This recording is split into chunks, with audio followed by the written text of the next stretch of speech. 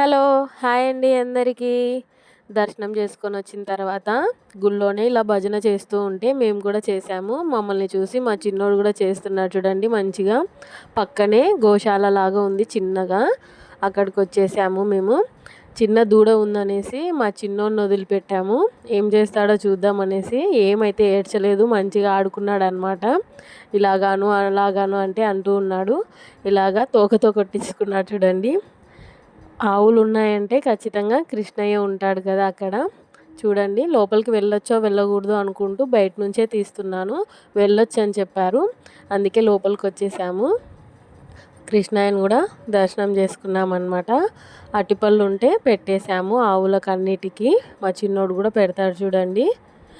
గుడి లోపల ఇలాగ ఉంటుంది. అక్వేరియం లాగా పెట్టేసి ఉంటారనమాట.